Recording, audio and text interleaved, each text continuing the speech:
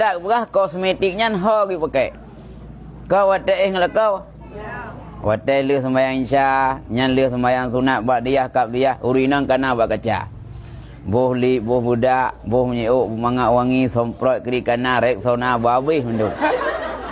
Nyan, rela kau lang keadaan pakai kosmetik. Urutnya ho dah pakai ni. Oh, saja barabu, saja idan tu, saja batan hijau. Wadah lah kau saputan. Oh, mengerupang ini agak penyampuh anak. Agak penyampuh 15 tahun pakai. Dia bukannya bed anak tamano mulai le. Itanya tamagun kalau lem grep. Tamano poput mana? Nya hotel poput tamano mugrep tamagun. Biasa tu tu. Lan boleh dong nasab bau le. Muda dengan kau tu. Muda ada kacai dia.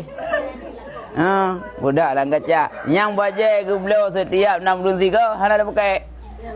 Tak ngelako bajainya bajai daster jamun. Ukuran gara-gara bajainya nyamuk-nyamuk ai temang. Nyanya muda bajai tak ngelako tu. Munya jamuk ya urus belok. Kena fikir kena tamah sabo tu hang gejeut. Nama nu mian. Kena talu hang gejeut. Ke hang gejeut sayang kan ada teh mai teh mengoi malam ke ingatnya ya. Ya nak kana je ke? Hai dah buat. Nya turan ro tin lagi dak. Kau mana? Itanya urinang si ka tugas ro tu.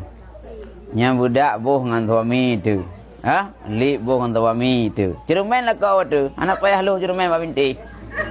Bang nak kenoi le nak na be ko budak. Nak lip le 6 cuci. Yang kenya, angkanya pegah suaminya cermin bagi istri.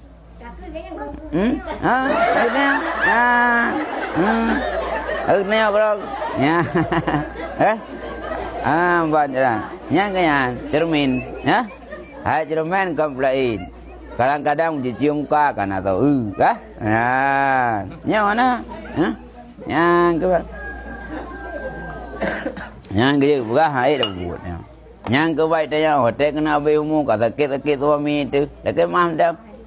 Dah ada kekurangan tanya perumah yang ada berbakti kan. Tanya lah kau menanjin haid berbakti ke perumah ke mah dah. Biar dah preh dia meninggal ke. Orang raya di katan. Ya. Dan dah raya ke mah. Ya, dan daripada fitnah masih dajjal. Dai tanya wate dak kuasa purau nya kita nyawa hang kenang fitnah dah jia putar tiblah nya banyak jaju mentelayan